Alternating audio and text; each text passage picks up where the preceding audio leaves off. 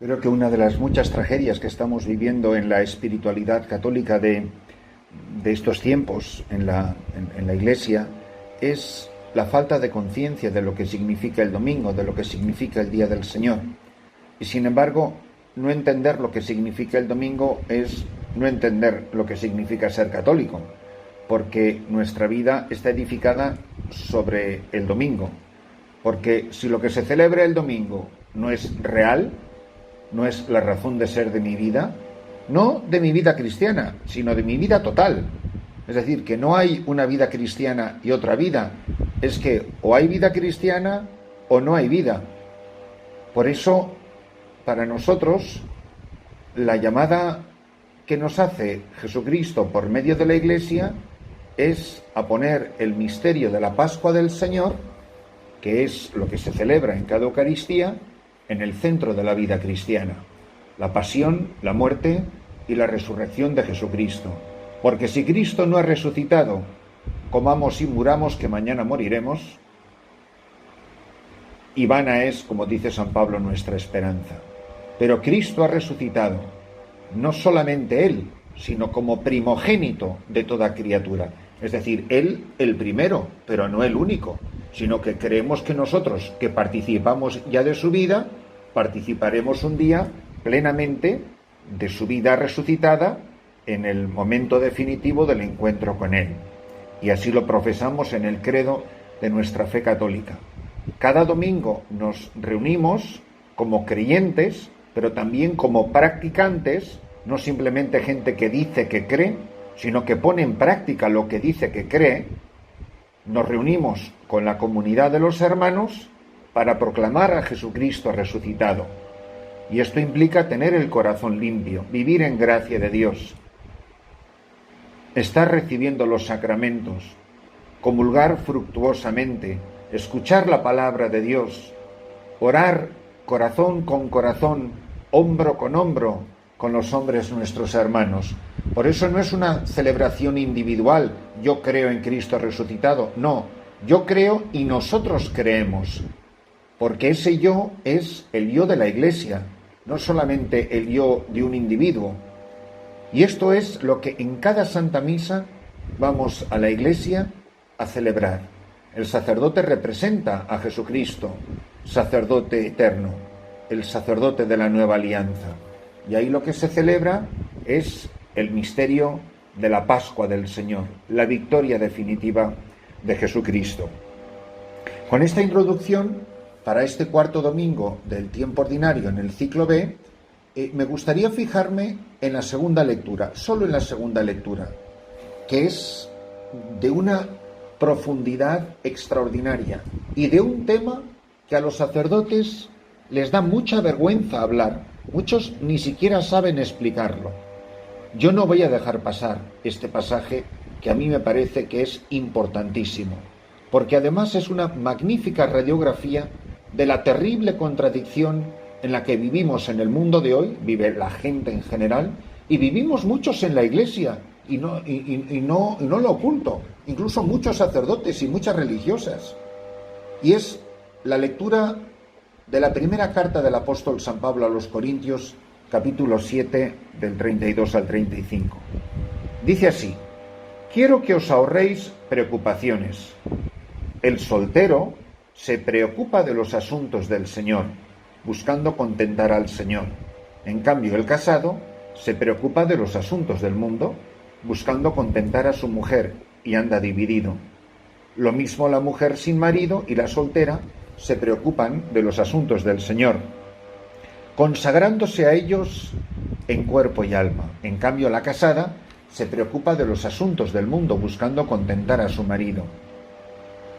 Os digo todo esto para vuestro bien, no para poneros una trampa, sino para induciros a una cosa noble y al trato con el Señor sin preocupaciones. Os podéis imaginar que este pasaje, esta enseñanza de Jesús, de San Pablo, en la palabra de Dios, es una perícopa, son 3 versículos dentro de un pasaje mucho más extenso, que si alguien quiere leer antes, empezando por el versículo 28-29, y después hasta el 37 o el 38, yo lo recomiendo, porque dice cosas extraordinarias San Pablo. Pero lo que queda retratado en este pasaje de la segunda lectura es que Jesucristo aparece en el mundo por el misterio de la encarnación y particularmente por su Pascua, su pasión, su muerte y resurrección, se presenta ante la humanidad y sobre todo ante la Iglesia como el esposo. Cristo es el único esposo. Y nosotros, en virtud del bautismo, formamos parte de la esposa. Como bautizados, todos estamos en lo femenino, porque aquí no hay más esposo que Jesucristo y no hay más esposa que la Iglesia. Cristo amó a la Iglesia y se entregó por ella. Él es el esposo que hace fecunda a su esposa la Iglesia. En la Iglesia, los bautizados, en este mundo, no en el otro, no en la vida eterna, aquí en el tiempo, estamos llamados a definir esa unión esponsal con Jesucristo que aquí en la tierra puede darse de dos maneras. Puede ser una unión mediata con Jesucristo esposo o una unión inmediata con Jesucristo esposo. Unión mediata, ya lo dice la palabra, es unión con Cristo a través de un medio, de una colaboración, de una criatura visible, sensible, que es el sacramento del matrimonio. Por eso el matrimonio es sacramento, porque es signo, es una relación mediada con Cristo glorioso y por tanto invisible.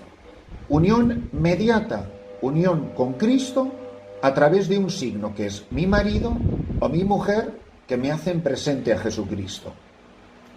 Por eso los sacramentos son para este mundo. En el cielo, ya lo dice el mismo Jesús, nadie se casa, pero tampoco nadie se bautiza ni los curas celebran misa. Los sacramentos pertenecen a la economía del tiempo, a la economía de la salvación. Pero ya no son necesarios para los salvados. La gente que está en el cielo no celebra los sacramentos. Por eso el sacramento del matrimonio es hasta que la muerte nos separe. Es decir, yo quedaré separado del signo, pero nunca del significado. El signo es mi marido, es mi mujer. El significado es Jesucristo. Unión con Cristo esposo. Por lo tanto, la mayoría de los bautizados está llamado a una unión con Cristo a través de un signo. Es decir, una realidad natural que me pone en contacto con la realidad definitiva, la realidad sobrenatural. Por eso dice San Pablo que el casado está dividido. No es una división subjetiva, es una división objetiva. Es una división objetiva entre el plano de lo natural y el plano de lo sobrenatural. No es una división subjetiva, que sería el pecado, pero eso le puede pasar también al virgen o la virgen consagrada. Entonces, no es una división, el casado anda dividido, no es una división pecaminosa, es una división estructural, es una división existencial. El casado continuamente está moviéndose entre el orden de la naturaleza. La mayor parte de las tareas que hace un casado son tareas naturales que las tiene que realizar también un pagano de buena voluntad. Los paganos y los católicos santos conciben a los hijos de la misma manera, tienen que atenderlos de la misma manera, tienen que ocuparse de su educación, de su salud y demás, y también tienen que cuidar su vida espiritual. Pero un casado muchas veces tendrá que plantearse si atiende a su hijo enfermo un domingo por la mañana o va a misa.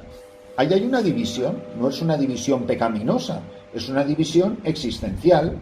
Son dos tareas en dos niveles diferentes. Las dos tareas son santificantes y las dos son necesarias para el crecimiento en la vida espiritual. Pero el casado está dividido. La Virgen el Virgen está unido a Jesucristo, esposo inmediatamente. In significa sin, es una partícula griega que indica ausencia de. Entonces, la unión inmediata con Jesucristo es la que también los casados tendrán en el cielo. Por eso no necesitarán el sacramento del matrimonio ni un signo que represente a Cristo, como tampoco necesitaremos la especie sacramental del pan y el vino para unirnos a Jesucristo, para estar en comunión con Él en el cielo, porque estaremos inmediatamente unidos a Él. No hará ninguna falta la economía sacramental. De esta manera, la Virgen o el Virgen ya en esta vida ha empezado la vida del cielo. La misma unión que todos los bautizados tendrán en el cielo con Jesucristo es lo que el Virgen o la Virgen consagrada vive ya en esta realidad temporal. Por eso, los votos evangélicos de una monja, de una religiosa, no son sacramento, porque no hay una especie sacramental. No es porque sea de menor valor que el matrimonio, muy al contrario, en todo caso es de muchísimo mayor valor, puesto que la unión con Cristo esposo en la tierra y la unión con Cristo esposo en el cielo es la misma. Aquí es en la fe y en la esperanza, y allí es en la visión, en la posesión y en la pura caridad. Vamos a pedirle al Señor que nos conceda contemplar este misterio, la maravilla que es la Iglesia. Y esto es lo que se renueva en la celebración de cada Santa Misa, la entrega que el esposo hace de su vida por la esposa en cada Santa Misa. Cristo esposo entrega su vida por la esposa, que está representada por quienes están unidos a Cristo esposo mediatamente por el sacramento del matrimonio o inmediatamente por la virginidad consagrada. Así como en el matrimonio, la consumación del matrimonio supone el fin de la virginidad biológica, la unión con Cristo esposo, es decir, la fecundidad en el sacramento del matrimonio, implica biológicamente, necesariamente, el fin de la virginidad, mientras que en la virginidad consagrada, la unión con Cristo esposo, la consumación de la entrega, hace que esa persona sea virgen, es decir, es el esposo el que hace virgen a la esposa. Una monja, una religiosa, no es una mujer que entrega su virginidad a Cristo. Una religiosa es una persona a quien Cristo esposo ha consagrado virginalmente. Es decir, la virginidad no es algo que una mujer o un hombre entrega a Jesucristo. La virginidad consagrada es el resultado, la consecuencia de la unión con Cristo esposo, y de ahí la fecundidad estrictamente sobrenatural. La fecundidad del matrimonio está en dos niveles, dividida. Hay una fecundidad natural, conciben los hijos biológicamente, pero también están dedicados a una paternidad y una maternidad sobrenatural, que es la santificación de sus hijos. Por eso están divididos, porque viven en dos órdenes su camino hacia la santidad. La virginidad consagrada significa una dedicación exclusiva a la paternidad o la maternidad sobrenatural. Pues pidamos al Señor que en la celebración de esta Santa Misa, ante esta maravilla que es la doctrina católica, la comprensión tan profunda que la Iglesia nos da de la palabra de Dios, de estos 3 versículos del apóstol San Pablo en la primera carta a los Corintios, nos ayude a maravillarnos, primero, de todas las vocaciones que hay en la Iglesia, sea la mía o no sea la mía, y en segundo lugar, que cada uno se tome en serio la llamada que ha recibido, consciente del don que es, pero consciente también de la vocación que han recibido otros en virtud del mismo bautismo como camino de santidad, y que así todos nos ayudemos en el crecimiento de la unión íntima de Cristo esposo con su esposa la Iglesia, cuya fecundidad es nuestra santificación.